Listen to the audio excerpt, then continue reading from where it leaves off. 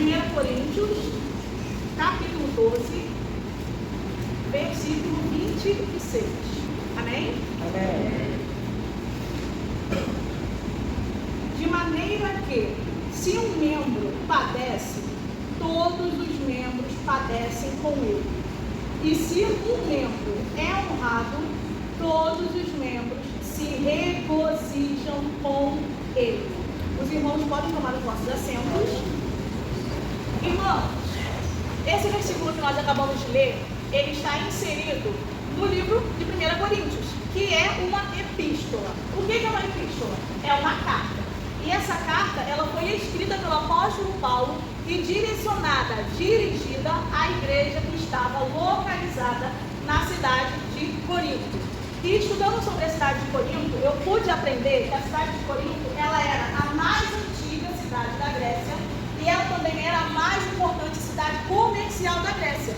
Além disso, eu também pude aprender, estudando sobre a cidade de Corinto, que a cidade de Corinto, ela apresentava um dos mais importantes portos daquela época. Então imaginem vocês, era uma cidade que recebia muitas pessoas diariamente e essas pessoas eram de diferentes culturas, diferentes povos. A cidade de Corinto, ela era uma cidade intelectual, era uma cidade muito importante na área dos esportes. Mas apesar de Corinto apresentar muitas qualidades, a cidade de Corinto era extremamente depravada, pervertida. Ou seja, era uma cidade que apresentava muita prostituição, homossexualismo, era uma cidade muito carnal. E olhando para esse cenário, é exatamente dentro desse cenário, é exatamente nesse lugar, é exatamente nessa cidade que o apóstolo Paulo planta uma igreja. E isso falou muito ao meu coração. Por quê? Porque aquela cidade precisava ser alcançada. Aquele lugar precisava conhecer Jesus. E o ponto era muito estratégico. Porque além de o povo daquele lugar ter a oportunidade de conhecer Jesus, o fato dessa cidade apresentar um dos mais importantes portos e receber muitas pessoas de outras culturas, o que queria acontecer? Jesus seria levado não apenas para aquele local, mas também para o mundo. Então isso foi muito estratégico.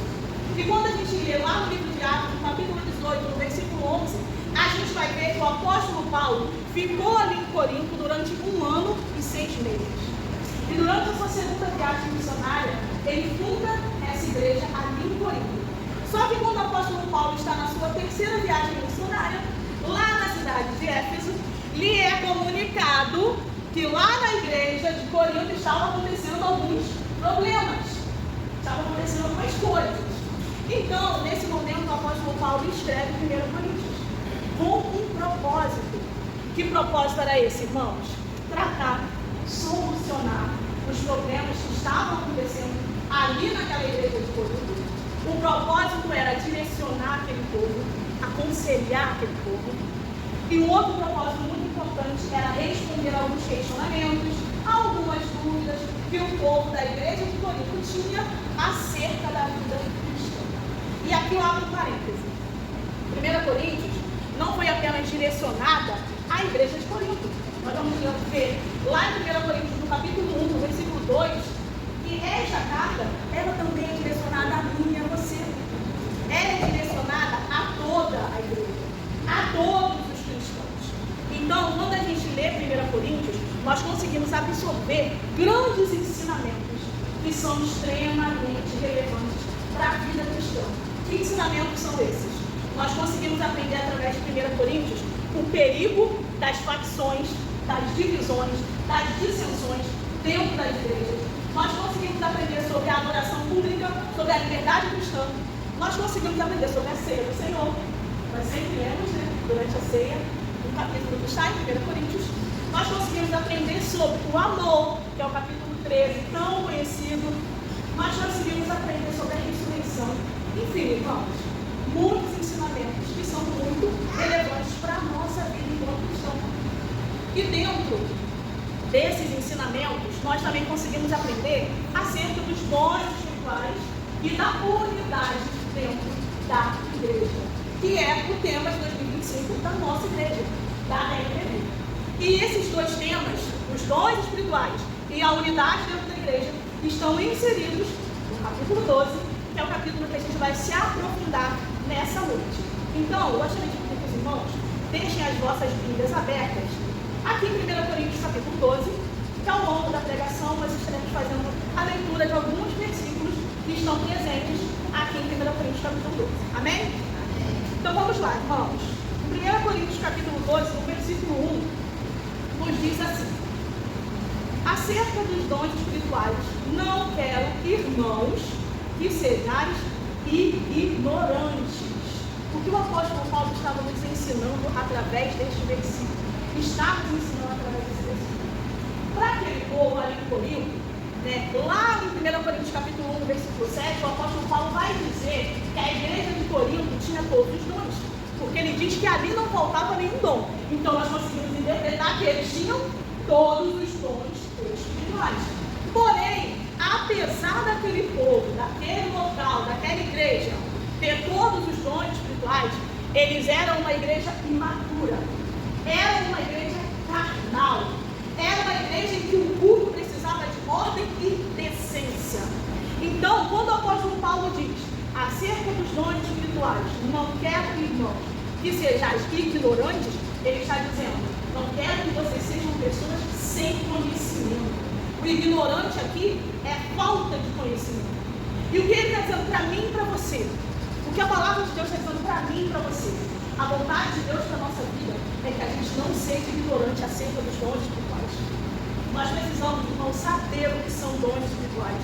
Saber qual a sua natureza. Saber qual é o seu propósito.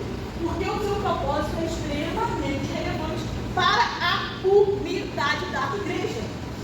Então nós precisamos adquirir esse conhecimento. Então, irmãos, vamos lá. O que são dons espirituais? Bom, de acordo com o dicionário do Estado da Bíblia, dons espirituais são dons especiais concedidos pelo Espírito Santo aos cristãos com o propósito de edificar a igreja. E quando a gente lê a palavra, aqui em 1 Coríntios capítulo 12, do versículo 8 ao 10, nós vamos aprender quais são esses dons espirituais. Então nós temos aqui palavra da sabedoria, palavra da ciência, dom da fé, dons de curar, operação de maravilhas, profecia, discernimento de espíritos, variedade de línguas e interpretação das línguas. Então o primeiro ponto que precisa ficar claro em nossas mentes é que os dons espirituais são concedidos pelo Espírito Santo. É algo que vem de Deus. Não é algo que o ser humano consegue produzir por si mesmo, pela força do seu braço, pelo seu intelecto. É algo divino, é algo que vem de Deus. E nós podemos ver isso no versículo 11. Porque após passar a listagem dos dons espirituais, no versículo 11 diz assim: mas um só, e o mesmo Espírito opera todas essas coisas. Que coisas são essas? Os dons espirituais. Repartindo particularmente a cada um como quer. Quem é que escolhe qual dom espiritual vai depositar sobre a mim, sobre a sua vida? É o Espírito Santo. Ele é a terceira pessoa da Trindade. Ele é uma pessoa. Ele tem sentimentos. Ele tem vontade. O que ele depositou sobre a minha vida é a escolha perfeita.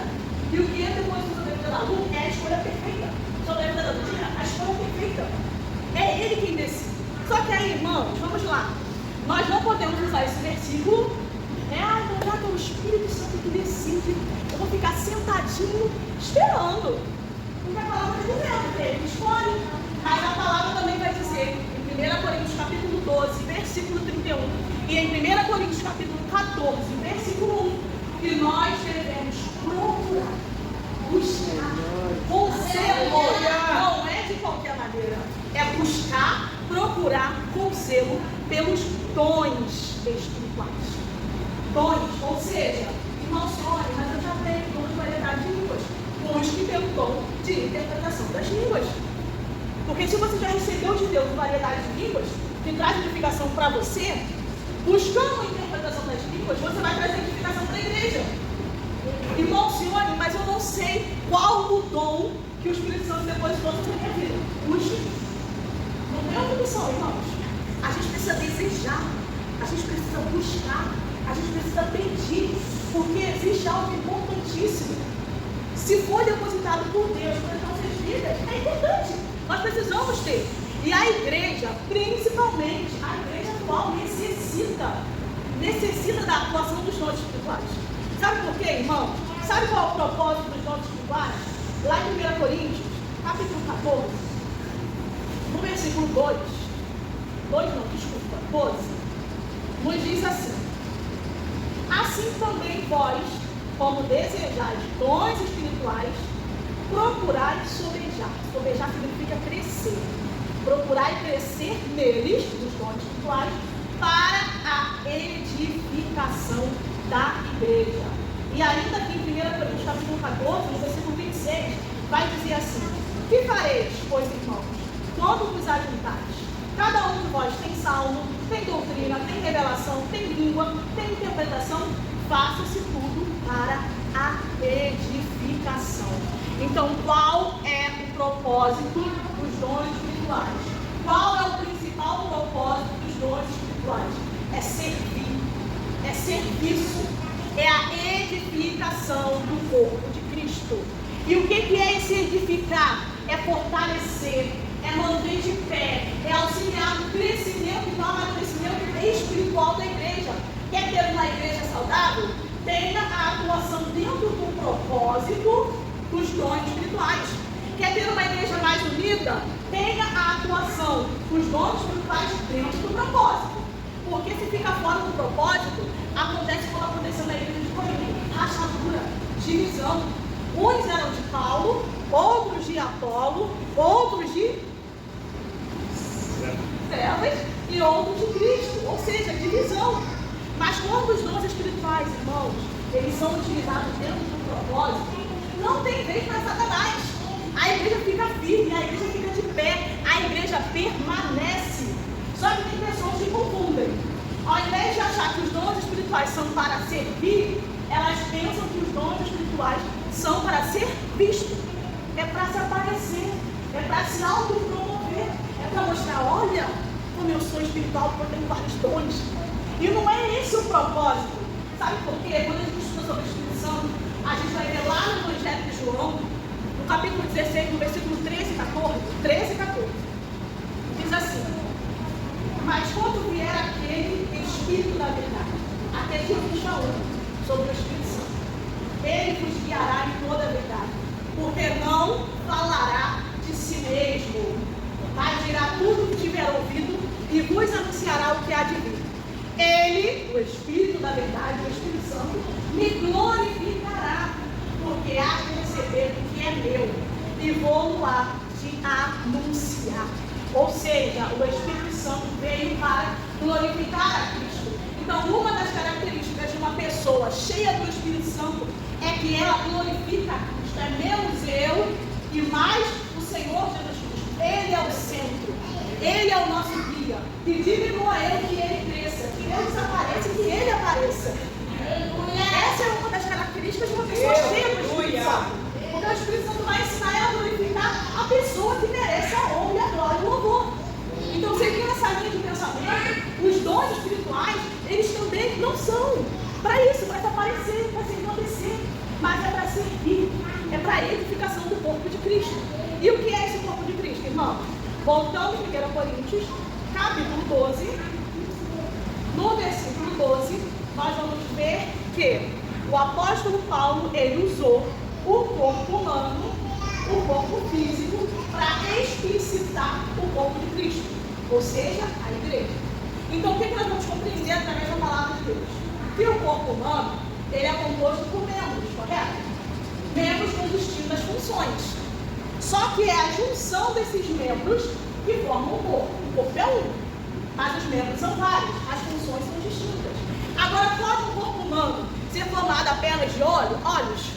Não, onde estaria o ouvido? Pode ser formado apenas de ouvido? Onde estaria o olfato? E se fosse apenas um membro, não existiria corpo. Então, quando a gente traz isso para o âmbito espiritual, quando a gente traz esse conteúdo para o corpo de Cristo, que é a igreja, nós conseguimos compreender que o corpo de Cristo é um, a igreja é uma. Porém, ela é composta da junção de vários membros. Membros que têm temperamentos diferentes, membros que têm personalidades diferentes, membros que têm características diferentes, membros que têm talentos diferentes, membros que têm dons espirituais diferentes. Mas é a junção desses membros que vai formar o corpo de Cristo.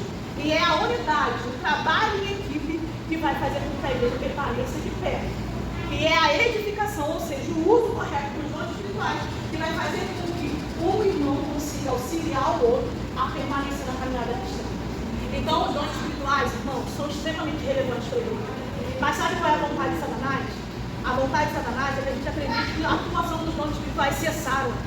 Porque se não tem atuação dos dons espirituais dentro da igreja, vai permanecer uma pessoa pregando e cantando cheia de demônios, já que não tem discernimento do espírito, como vai saber?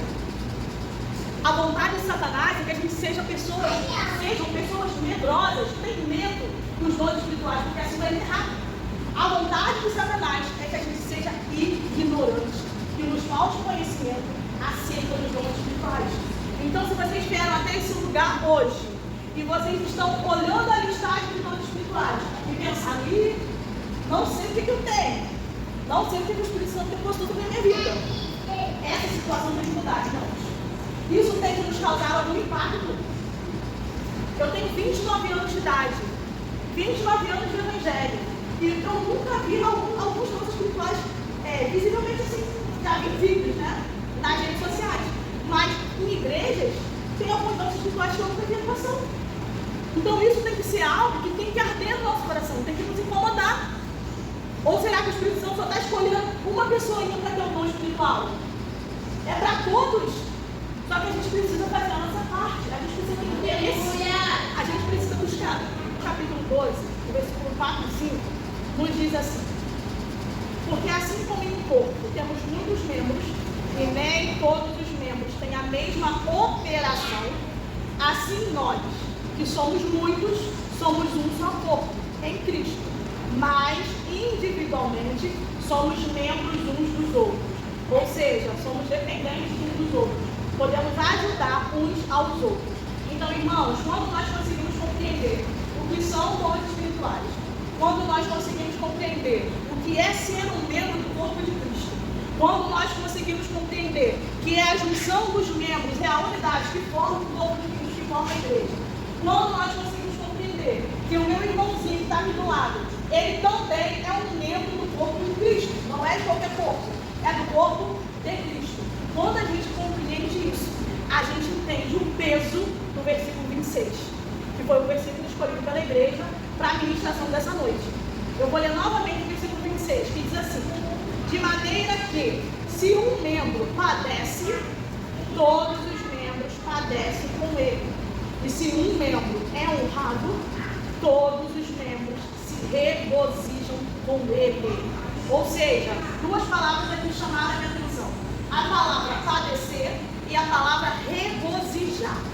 Padecer significa sofrer, suportar situações adversas, aguentar, tolerar. Então, o que a palavra está nos ensinando? Que nós temos que ser membros que padecem uns dos outros. Ou seja, nós não podemos ser pessoas apáticas à dor e ao sofrimento do outro. Nós não podemos ignorar a dor e o sofrimento do outro. Nós precisamos ter empatia.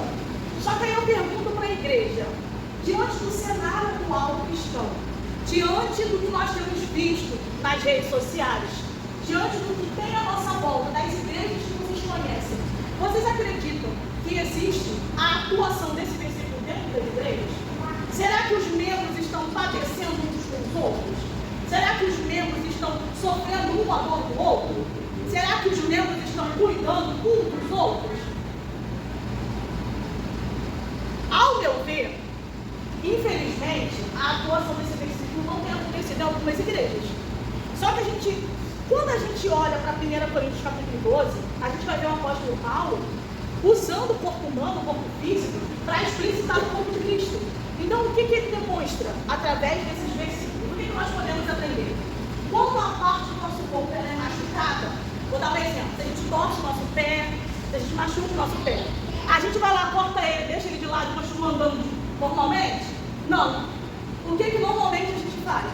A gente procura o médico, usa um remédio, a gente cuida para que esse membro possa se recuperar o mais rápido possível e da melhor forma possível. Então é exatamente isso que o versículo está dizendo. Como igreja, como corpo de Cristo, quando o irmão está machucado, quando o irmão está ferido, a nossa função como verdadeiros cristãos é auxiliar esse irmão a se recompor o mais rápido possível e da melhor maneira possível. E aí eu comecei a meditar, o que faz com que um membro consiga padecer com o outro? O que faz com que um membro tenha compaixão, sofra quando vê o outro membro sofrendo? E uma palavra que veio muito forte no meu coração, irmão, foi a palavra amor. Quando a gente ama, a gente padece, a gente sofre. Porque quando acontece algo com os nossos, quando acontece algo com a nossa família, quando acontece algo com um amigo que é muito querido, quando esse amigo muito querido, ou o nosso familiar, ele está se desviando do caminho do Senhor, ou ele está se envolvendo com coisas erradas, a gente padece junto, a gente sofre junto, a gente ora, a gente faz propósito, a gente repete 1000 vezes, eu com você, não faz isso, Deus não quer isso na sua vida. A gente fica ali, repetindo. Mas por que isso acontece? Porque a gente ama. Quando a gente ama, a gente consegue padecer um com o outro. Em 1 Coríntios capítulo 13, do versículo 4 ao 7, vai nos dizer assim: a caridade, ou seja, o amor, é sofredora, é benigna. A caridade não é invejosa. A caridade não trata com leviandade, não se ensoberbece, não se importa com indecência, não busca os seus interesses, não se irrita, não suspeita mal, não folga com injustiça, mas folga com a verdade. Tudo sofre, tudo crê, tudo espera, tudo suporta. Então o amor é que nos capacita a padecer uns com os outros. Nós não podemos nos esquecer que não é porque o amor do mundo está se esfriando que o amor da igreja precisa se esfriar também. Nós precisamos permanecer em amor, porque é o amor que vai fazer com que a gente consiga viver esse versículo 26. E se esse versículo 26 ele foi selecionado pela igreja para ser ministrado durante esse mês de oração, é porque a igreja necessita colocar isso em prática. A parte B, irmãos, do versículo 26 nos diz assim: se um membro é honrado, todos os membros se regozijam com ele. O que é regozijar? É se alegrar muito. E aqui mais uma vez eu vejo o amor. Porque quando a gente ama, o amor ele não é invejoso. E o que faz uma pessoa não se alegrar com a felicidade alheia? É a inveja. A inveja, segundo o dicionário da Bíblia de Almeida, é um sentimento de pesar pelo bem e pela felicidade de outra pessoa, junto com o desejo de ter isso para si. Ou seja, o indivíduo, ele não fica feliz com a felicidade alheia, e além de não ficar feliz, ele ainda gostaria de ter o que é da outra pessoa. Ele gostaria de estar no lugar da outra pessoa. Ele gostaria de receber a honra que aquela pessoa recebeu. Mas o amor não é invejoso. A base é o amor. Glória a Deus. Quer ter unidade na igreja? Tem que ter amor. E esse amor está em 1 Coríntios capítulo 13. Porque assim nós vamos conseguir viver o versículo 26. Padecer com os que padecem e se alegrar com os que são honrados. Então, irmãos, que nesse ano de 2025, né, que está só começando, a gente possa vivenciar isso. A gente possa padecer com os que padecem, se alegrar com os que são honrados, que a gente possa, mesmo percebendo que somos membros diferentes, com características diferentes, com dons espirituais diferentes, o que forma a igreja, o que faz a gente permanecer unida é a junção desses membros. E que nesse ano a gente possa buscar com zelo pelos dons espirituais, dentro do propósito certo, que não é ser visto, é servir, é a edificação do outro. E assim, nessa oportunidade, não